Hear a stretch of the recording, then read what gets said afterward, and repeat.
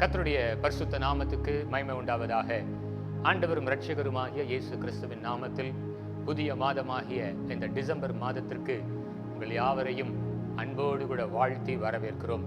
கர்த்தர் நல்லவர், அவர் கிருபை என்றும் உள்ளது, அவருடைய இரக்கங்களுக்கோ முடிவே இல்லை என்று வேதம் சொல்லுகிறது. இந்த மாதம் முழுவதும் கர்த்தர் நமக்கு ஒரு மனமகிழ்ச்சியின் மாதமாக, ஆசீர்வாதத்தின் மாதமாக, எல்லா சமாதானத்தினாலும் சந்தோஷத்தினாலும் பெருகக்கூடிய ஒரு மாதமாக கர்த்தர் நமக்கு அதை மாற்றி தருவாராக. ஒருவேளை அழுகையின் நாட்கள், புலம்பலின் நாட்கள், துக்கத்தின் நாட்களோடு நீங்கள் இருப்பீர்கள் என்று சொன்னால் நிச்சயமாகவே இந்த மாதம் எல்லா புத்திக்கும் மேலான ஒரு தேவ சமாதானம் நம்மை ஆளுகை செய்யட்டும். எனக்கு அன்பான தேவ பிள்ளைகளே, நம்முடைய இருதயம் எல்லாம் என்னவென்றால் நம்முடைய பிள்ளைகள் சந்தோஷமாக இருக்கணும். கர்த்தர் நமக்கு கொடுத்த சந்ததி சமாதானத்தோடு சந்தோஷத்தோடு கூட இருக்க வேண்டும். நீங்க பாருங்க, இந்த மாதத்துல உங்க வீட்டில் இருக்கிற வாலிபர்களுக்காக, சிறு பிள்ளைகளுக்காக நீங்கள் ஏதாகிலும் செய்து அவர்களை சந்தோஷப்படுத்த வேண்டும் என்று நம்ம யோசித்துக் கொண்டிருப்போம். இது ஒவ்வொரு தகப்பனுடைய தாயினுடைய இருதயம். அந்தபடி வேதமும் கூட யோவான் 3வது அதிகாரம் 16வது வேத வசனத்தை நீங்கள் வாசித்து பார்க்கும் பொழுது, தேவன் தம்முடைய ஒரே பேரான குமாரனை விசுவாசிக்கிறவன் எவனோ அவன் கெட்டு போகாமல் நித்திய ஜீவனை அடையும்படிக்கு அவரை தந்தருளி இவ்வளவாய் உலகத்தில் அன்பு கூர்ந்தார். பிதாவாகிய தேவன் நம்மில் வைத்த அந்த அன்பு, மாறாத அன்பு, தம்முடைய குமாரனாகிய கிறிஸ்துவை இந்த உலகத்திற்கு அனுப்பும்படியாய் ஏவினது மாத்திரமல்ல, நம்மை மீட்கும்படி, நம்மை ரட்சிக்கும்படி, நம்மை தூக்கி எடுக்கும்படி அவருடைய குமாரனை நமக்காக ஒரு பலியாக இந்த உலகத்திற்கு அனுப்பினார். நீங்களும் நானும் இன்றைக்கு மீட்கப்பட்டிருக்கிறது அவருடைய அன்பினால், பிதாவினுடைய ஆதீனத்தில் கொண்ட அவருடைய அன்பினால் நீங்களும் நானும் இன்றைக்கு மீட்கப்பட்டிருக்கிறோம். அப்போஸ்தலனாகிய பவுல் பிரசங்கிக்கிறதை நீங்க பார்த்திருக்க முடியும். கிறிஸ்து உயிரோடு கூட உயிர் தெழுந்திருக்காவிட்டால் எங்களுடைய பிரசங்கம் வீண் அப்படின்னு சொல்லுவார். நான் சொல்றேன், கிறிஸ்துவை இந்த உலகத்திற்கு அவர் அனுப்பினபடியினாலே, கிறிஸ்து பாடுபடுகிறதற்கு தன்னை ஒப்பு கொடுத்தபடியினாலே பிதாவினுடைய சித்தம் அவரை உயிரோடு கூட எழச் செய்தது. இன்றைக்கு நமக்கு எவ்வளவு பெரிய ஒரு சமாதானம், நமக்கு ஒரு விலையேற பெற்ற ரட்சிப்பு. அதே தரிசனத்தோடு இந்த மாதத்திற்குள்ளாக நம்ம பிரவேசிப்போம். கர்த்தர் நமக்கு வேண்டிய எல்லா கிருபைகளையும் கொடுப்பார். கண்களை மூடி ஒரு சிறு ஜெபத்தோடு கர்த்தருடைய வார்த்தையை தியானிக்க முற்படலாமா? எல்லாரும் கண்களை மூடி முதலாவது ஆண்டவருக்கு நன்றி செலுத்துங்க. இந்த வருடத்தை ஆரம்பித்த நாம் இந்த வருடத்தை முடிக்க போகிறோம். இந்த வருடத்தினுடைய கடைசி மாதத்தில் நம்ம வந்திருக்கிறோம். எத்தனை மகிழ்ச்சி!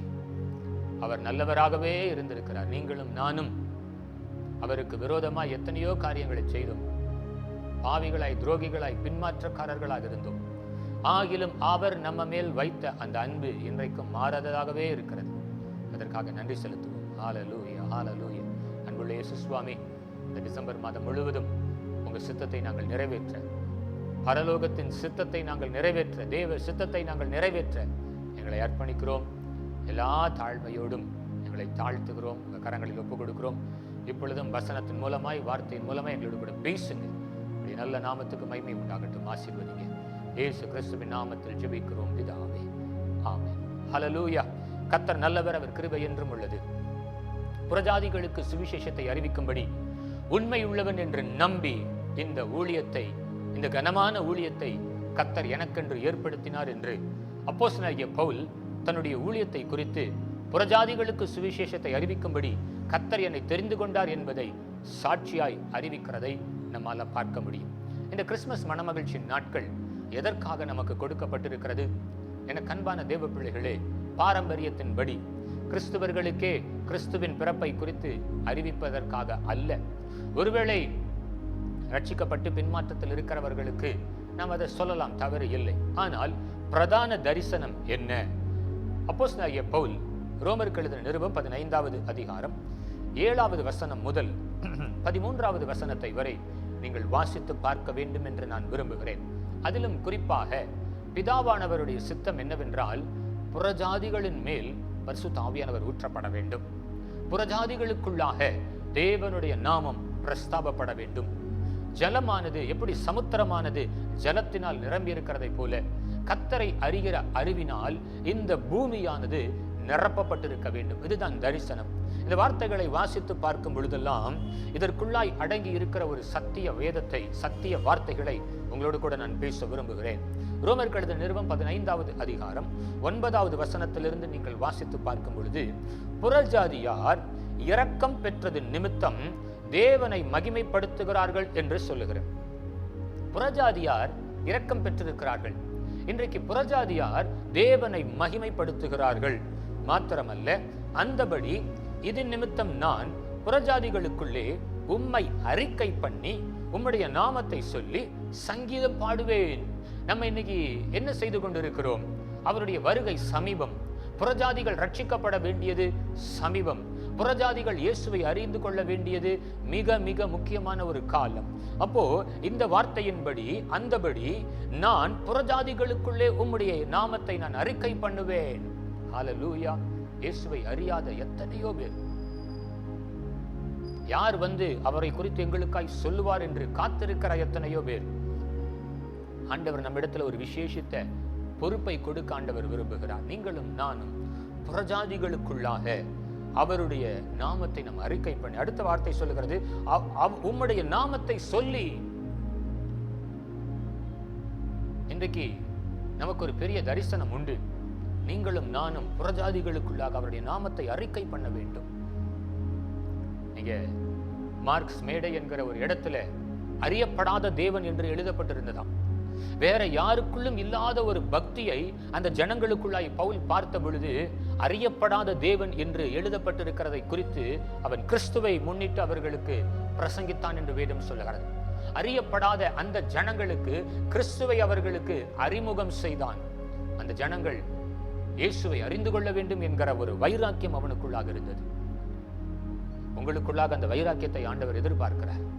உங்களுக்குள்ளாக அந்த தரிசனம் நிறைவேறுகிறதை ஆண்டவர் எதிர்பார்க்கிறார். புறஜாதிகளுக்குள்ளாக நாம் அவரை அறிக்கை பண்ணவும், அவருடைய நாமத்தை சொல்லவும், சங்கீதங்களை பாடவும்.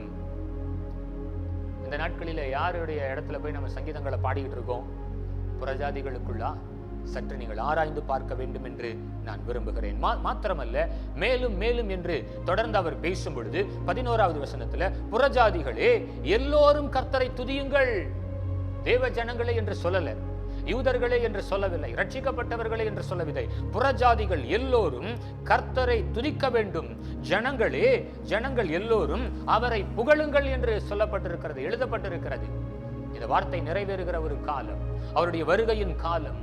ஜனங்கள் எல்லோரும் அவருடைய வருகைக்காக ஆயத்தப்பட வேண்டிய ஒரு காலம். குறிப்பாக அது புறஜாதிகளுக்குள்ளாக நிறைவேற்றப்பட வேண்டிய ஒரு காலம். பாரம்பரியமா எல்லா வருஷமும் செய்கிறத போல செய்து கொண்டிருப்போமானால் ஒரு பிரயோஜனமும் அல்ல. கர்த்தருடைய பெரிதான கிருபையினாலே கடந்த 4 ஆண்டுகளாக ஒரு குறிப்பிட்ட ஒரு கிராமத்தை தெரிந்து கொண்டு புறஜாதிகளுக்குள்ளாக இந்த நாட்களில் சுவிசேஷத்தை அறிவிக்கும்படியாய் கர்த்தர் எங்களுக்கு ஒரு கிருபையை கொடுத்திருக்கிறார்.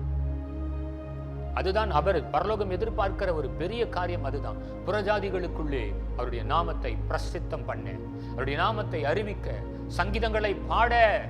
ஹல்லேலூயா. இன்றைக்கு அந்த தரிசனத்தை கர்த்தர் உங்களுக்கு கொடுக்க விரும்புகிறார். அந்த தரிசனத்தை நீங்கள் பெற்றிருக்கிறீர்கள். வார்த்தை சொல்லுகிறது, 12வது வசனமும் 13வது வசனத்தை தான் இந்த மாதத்தினுடைய வாக்கு தத்தங்களாய் நம்ம தியானிக்க போகிறோம். மேலும் ஈசாயின் வேரும் புறஜாதியாரை ஆளும்படிக்கு, ஈசாயினுடைய வேர் தாவீதின் வம்சம், ஆண்டவராகிய இயேசு கிறிஸ்து புறஜாதியாரை ஆளுகை செய்யும்படிக்கு ஒருவர் தோன்றுவார். இன்னும் நம்ம போய் சொல்லிக்கிட்டு இருக்கோம். ஹல்லேலூயா. மாத்திரமல்ல, தொடர்ந்து அந்த வசனத்தை வாசிக்கும் பொழுது, அவரிடத்துல புறஜாதியாரும் நம்பிக்கை வைப்பார்கள் என்று எழுதப்பட்டிருக்கிறது. பிந்தினோர் அநேகர் முந்தினோராய் மாறிடுவாங்க. நம்ம ஆரம்பத்தில் ரட்சிக்கப்பட்டோம், இயேசுவின் மீது நம்பிக்கை வைத்தோம். ஆனால் வசனம் சொல்லுகிறது, புறஜாதியாரும் தங்களை ஆளுகை செய்கிற இயேசுவின் மீது நம்பிக்கை வைப்பார்கள். நான் இந்த வசனத்தோட முடிச்சிடலாமான்னு பார்த்தேன். ஆனா அடுத்த வசனம் பரிசுத்த ஆவியானவருடைய ஏவுதலோடு கூட கர்த்தர் என் இருதயத்துல பேசினார். புறஜாதியார் அவர் மேல் நம்பிக்கை வைப்பார்கள், அவர்களை அவர்கள் ஆளுகை செய்யும்படி பரலோகத்தின் தேவனானவரை விசுவாசிக்கிறார்கள். அடுத்த வசனத்தை நீங்க வாசித்து பாருங்க.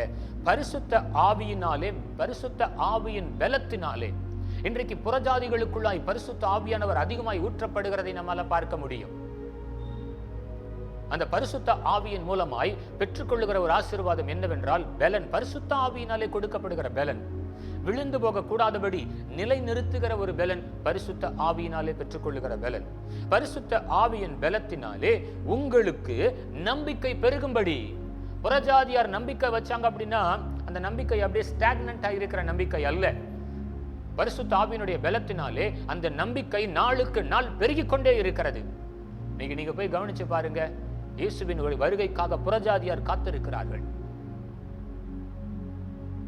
ரட்சிக்கப்பட்டு இத்தனை வருஷம் ஆச்சு, என் தாத்தா காலத்திலிருந்து நம்ம சொல்றோம், பெரிய ஹிஸ்டரி. ஆனா அவர்களை காட்டிலும், உங்களை காட்டிலும், என்னை காட்டிலும் புறஜாதியார் வேதம் சொல்லுகிறபடி அவர்களுக்குள்ளாக அந்த நம்பிக்கை பெருகிக் கொண்டிருக்கிறது. வசனம் எப்படி தெரியுமா முடிகிறது? நம்பிக்கையின் தேவன் விசுவாசத்தினால் உண்டாகும். இன்னைக்கு ஆசீர்வாதத்தை நம்ம எப்படி பெற்றுக்கொள்ள விரும்புகிறோம்? இன்ஸ்டன்ட் ஆசீர்வாதம் வேணும். இன்னைக்கு ஜெபிச்சா ஜெபம் முடிச்சு வீட்டுக்கு போறதுக்குள்ள ஆசீர்வாதம் வேணும். அப்படி அல்ல. அந்த விசுவாசம் பெருகும் போது அந்த நம்பிக்கையின் மூலமாய் விசுவாசத்தினால் உண்டாகும் எல்லாவித சந்தோஷத்தினாலும் சமாதானத்தினாலும் கர்த்தர் உங்களை நிரப்புவார். இதுதான் இந்த வார்த்தைக்கான ஆவிக்குரிய ஆசீர்வாதம். இதுதான் இந்த வார்த்தையினூடாய் பெற்றுக்கொள்கிற இந்த பூமிக்குரிய ஆசீர்வாதம். இந்த ஆசீர்வாதம் உங்களுக்கு வேண்டுமா வேண்டாமா? நம்பிக்கையின் தேவன் விசுவாசத்தினால் உண்டாகும் எல்லாவித சந்தோஷத்தினாலும் சமாதானத்தினாலும் உங்களை நிரப்புவார். இந்த மாதம் முழுவதும் ஒரு 3 வார்த்தைகளை சொல்ல விரும்புகிறேன். Hope, joy and peace. நம்பிக்கை, சந்தோஷம், சமாதானம்.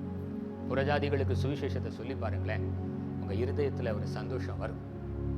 அவங்களுடைய நம்பிக்கையை பார்க்கும் பொழுது உங்களுக்குள்ளாக ஒரு நம்பிக்கை வரும். ஹல்லேலூயா. கிறிஸ்துவினுடைய தரிசனமும் கூட அதுதான். விசுவாசம், நம்பிக்கை, சந்தோஷம், சமாதானம் உங்களுக்குள்ளாக நிலைத்திருக்க வேண்டும். நம்மளை ஒப்பு கொடுத்து ஜெபிக்கலாமா? ஆண்டவரே, இதற்கு நான் என்னை ஒப்பு கொடுக்கிறேன் என்று சொல்லலாமா? புறஜாதிகளுக்குள்ளாக சங்கீதங்களை பாடி உங்களுடைய நாமத்தை அறிவித்து அவர்களையும் தேவ சமூகத்துக்குள்ளாக அழைத்து வரும்படி எனக்கு ஒரு தரிசனத்தை, பொறுப்பை கொடுத்திருக்கிறீங்க. அதை நான் நிறைவேற்றுவேன் என்று சொல்லும்போது அதே ஆசீர்வாதத்தை கர்த்தர் உங்களுக்கும் கொடுப்பார். நம்பிக்கை தேவன் விசுவாசத்தினால் உங்களுக்கு சகலவித ஆசீர்வாதங்களையும் கொடுப்பார். சந்தோஷத்தை கொடுப்பார், சமாதானத்தை கொடுப்பார். நீங்களும் விசுவாசத்தில் பெருகும்படி கர்த்தர் உதவி செய்வார். எல்லாரும் கண்களை மூடி கர்த்தரை ஸ்தோத்திரம் பண்ணி ஆண்டவருக்கு நன்றி செலுத்தி, ஆண்டவரே இந்த டிசம்பர் மாதத்தை எங்களுக்கு கொடுத்ததற்காக ஸ்தோத்திரம். எல்லாரும் சொல்லுங்க ஹல்லேலூயா. ஆண்டவரே இந்த டிசம்பர் மாதத்தை கர்த்தர் எங்களுக்கு ஈவாய் கிருபையாய் ஆண்டவரே கொடுத்ததற்காய் ஸ்தோத்திரம். நாங்கள் வாசித்த வேத பகுதியின்படி ஆண்டவரே எங்களுக்குள்ளாக அந்த நம்பிக்கை பெருகவும் விசுவாசத்தினால் உண்டாகிற எல்லாவித சந்தோஷத்தையும் சமாதானத்தையும் நாங்களும் பெற்றுக்கொள்ள மற்றவர்களுக்கும் அதை பகிர்ந்து கொடுக்க எங்களுக்கு கிருபை தாரும். எல்லா தடைகளை அப்புறப்படுத்துங்க, எல்லா பலவீனங்களை மாற்றுங்க, எல்லா அவிசுவாசத்தை எடுத்து போடுங்க, எல்லா சமாதான சீர்கேடுகளை கர்த்தர் மாற்றுங்க. இந்த மாதம் முழுவதும் நாங்கள் குடும்பமாய், சபையாய், ஊழியர்களாய் ஏகோபித்து உடைய நாமத்தை உயர்த்த, ஒரு ஜாதிகளுக்குள்ளாய் உடைய நாமத்தை கீர்த்தனம் பண்ண கர்த்தர் எங்களுக்கு கிருபை தாரும். இன்னும் ஒரு விஷயம், எல்லா தேவ பிள்ளைகளையும் விசுவாச குடும்பத்தாரையும் கரத்தில் ஒப்புக் கொடுக்கிறேன். ஆசீர்வதிப்பீராக. எங்கள் ஜெபங்களை கேட்டதற்காய் ஸ்தோத்திரம், பதில் கொடுத்ததற்காய் ஸ்தோத்திரம். இயேசு கிறிஸ்துவின் நாமத்தில் ஜெபிக்கிறோம் பிதாவே. ஆமென், ஆமென். ஹல்லேலூயா. எனக்கு அன்பான தேவ பிள்ளைகளே, எல்லா புத்திக்கும் மேலான தேவ சமாதானத்தை கர்த்தர் உங்களுக்கு கொடுத்து மன மகிழ்ச்சியினாலும் கிருபைகளினாலும் அவரை அறிகிற அறிவினாலும் நீங்கள் நிரப்பப்பட கர்த்தர் தாமே உங்களுக்கு உதவி செய்வாராக. கர்த்தர் நம்மை ஆசீர்வதிப்பாராக. God bless you.